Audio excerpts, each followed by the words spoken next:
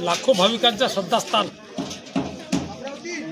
अवधूत महाराज यात्रा महोत्सव सावंगाव विठोबा दरवर्षी मोठ्या प्रमाणात लाखोचा भाविक या ठिकाणी या गुढीपाडव्या यात्रेनिमित्त येत असतात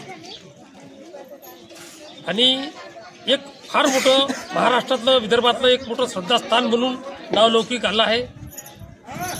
या यात्रा महोत्सवाची मंदिराच्या समितीच्या उत्सव समितीच्या मार्फत मोठ्या प्रमाणात तयारी झालेली आहे आणि भाविक भक्तांनी या यात्रा महोत्सवासाठी गुढीपाडव्या दिवशी येण्याचे आवाहन या विश्वस्त मंडळांनी केले आहे।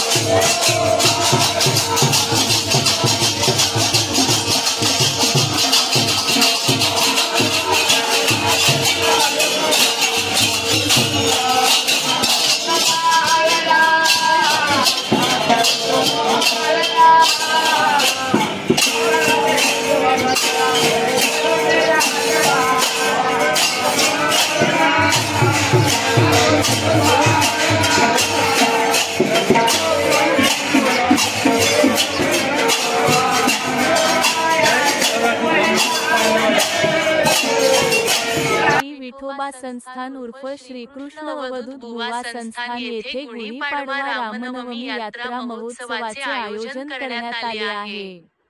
त्यात शनिवार मार्च 29 रोजी सकाळी 7 ते 10 या वेळेत मंदिर परिसर आणि ग्राम परिसर साफसफाई, सायंकाळी 5 वाजता अमावस्येनिमित्त चंदनुटी आणि रमणा, रविवार मार्च 30 रोजी सायंकाळी 5 वाजता गुढीपाडव्यानिमित्त झेंडे चढविण्याचा नेत्रदीपक सोहळा पार पडणार आहे।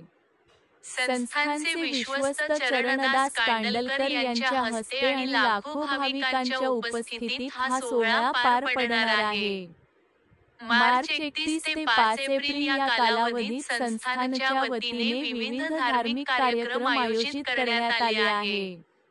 त्यात अवधूत भजन, रमणा, पालखी रथ आणि महाराजांच्या ओवीवर प्रवचन कार्यक्रम तसेच रक्तदान शिबिर आयोजित करण्यात आले आहे। रविवार 6 एप्रिल रोजी सायंकाळी 4 वाजता रामनवमीनिमित्त चंदनुटी आणि रमणा, रात्री 8 वाजता प्रवचन कार्यक्रम।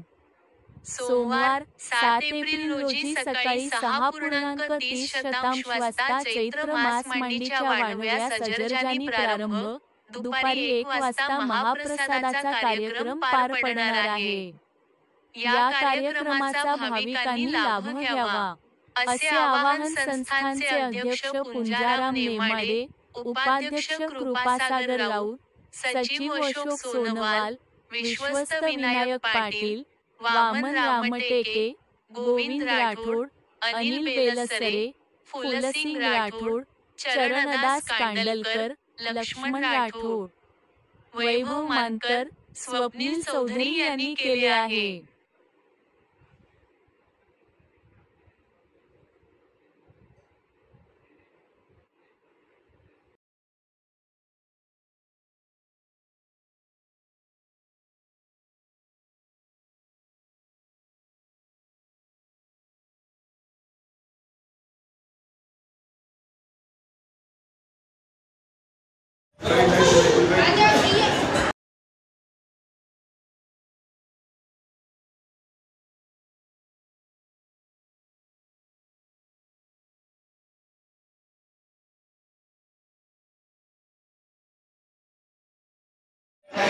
कृष्ण महाराज धन्यवदूत यांच्या चरणी सगळ्याचा मुजरा भाविकाचा आणि प्रसादाला इथे 15 महिन्यापासून चालू झालेला आहे आणि भाविक लाभ घेत असतात जेवणामध्ये।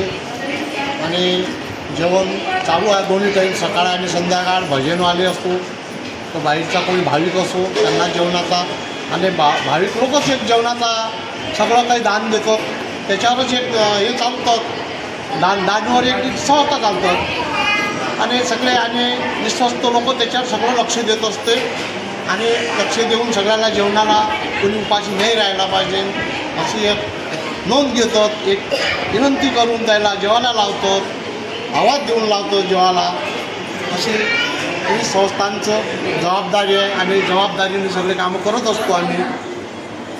काही कमी जास्त फळं किराण्यामधून आणतो आम्ही, पण सकाळ संध्याकाळ दोन्ही टाईम जेवणाचा कार्यक्रम